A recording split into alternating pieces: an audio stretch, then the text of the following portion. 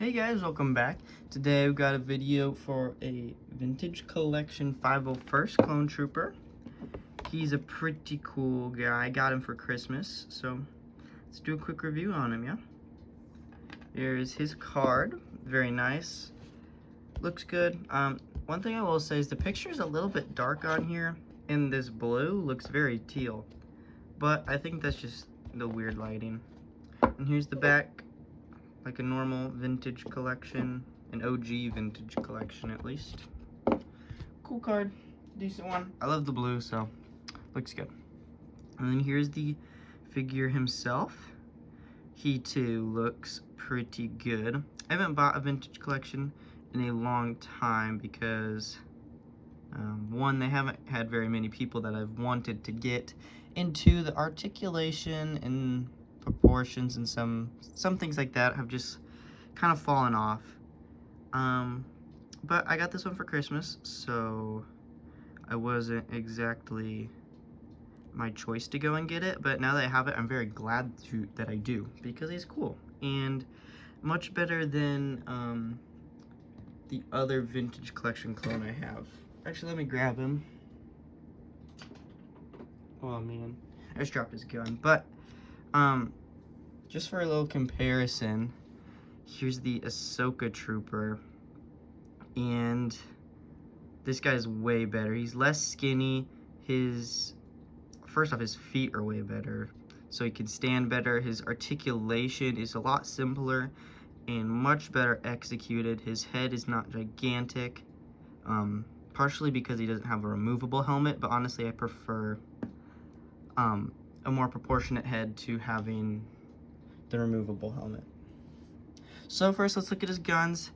He's got the DC-15 and the carbine. No paint on them, but they look good. Simple blasters. They're a decent soft plastic.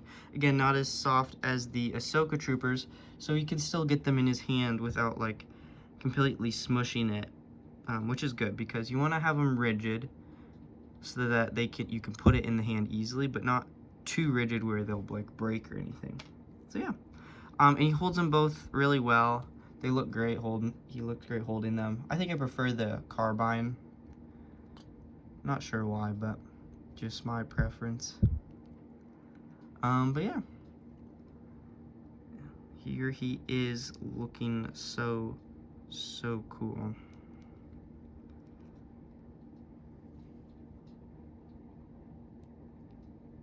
Very cool. Okay, so looking at the head, it looks really good. Probably better than the Ahsoka just because it's more proportionate. It's not the best one. I'm also just phase 1 bias, so. But yeah, it looks really good. The paint details all there. The sculpt is all there. Looks really good. I think it might just be because the blue is so dark, it kind of blends in with the visor at least, and so it makes it look maybe a little weird. I don't know. But yeah, looks great. One thing I will point out, since we're talking about paint, is the weathering on this guy. So as you can see on his chest, it's got some good chips and stuff. Looks nice. And then also his pinstripes on his legs are chipped as well, so that's cool to give him some weathering. However, if you look, he's literally a shiny. His white is pristine, and then his shoulder pads are like the most perfect glossy blue. So is his head, so is his wrists and his knees. So I don't really understand that. That's kind of weird to me. Like, just pick one and go with it instead of giving us a mix of chips and brand new. I don't know. It's the thought that counts, though. I don't know. Still, it really doesn't take away too much. It's just an interesting choice. But yeah, his face looks really good. The paint is all really nice. The chest looks good. Belt, everything looks great. This is also got paint here on the back of the blue. and his feet are painted black, unlike the Ahsoka troopers. And the undersuit is molded nicely and painted very well everywhere. I don't think it's really missing anywhere aside from maybe the ankles here. And it's a little weird here how it cuts down into the black coat is like part of the knee strap there. However, if it was painted a different color, it would just chip off and look like this anyways. So I'm not really too mad about that. Yeah, I think that's it looking at him. So we'll do a little bit of articulation. His head is somewhat limited, but actually not that bad. It's good enough, is what I would say. Just a single ball joint on there. The shoulders are pretty well engineered.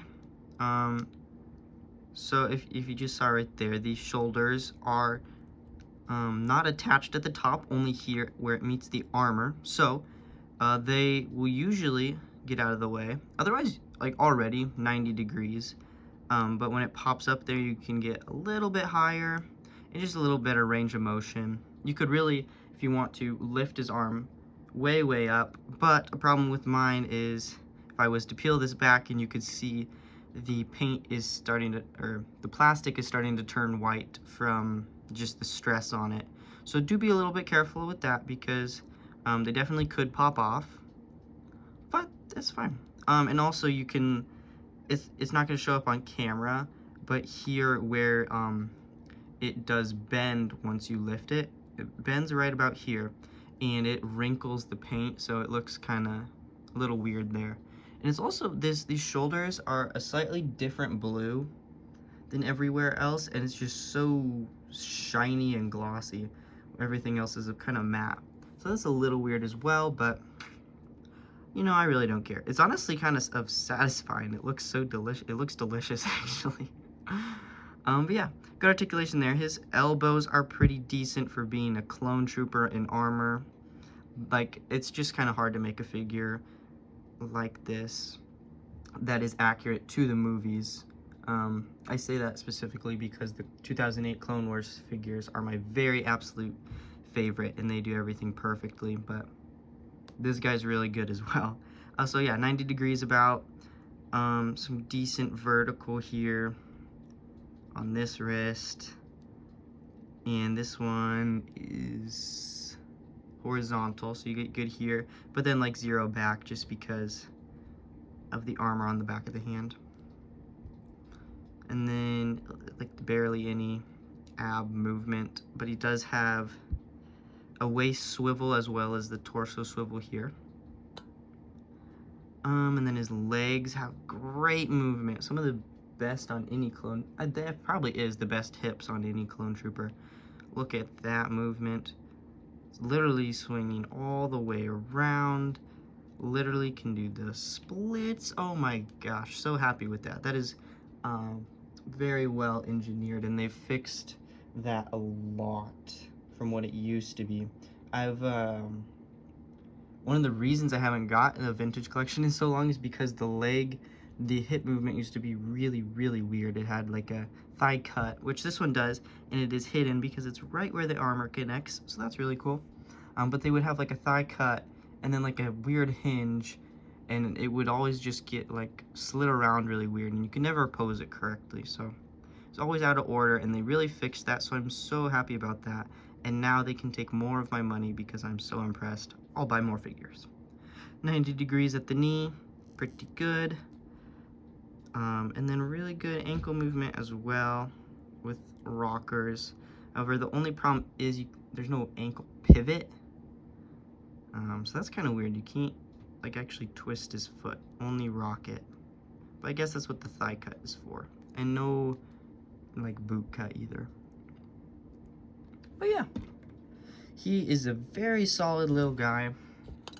I'm very happy with him. I would say I recommend, however, they are very expensive. And one thing about vintage collection is they do not go on sale, like ever, at least in store.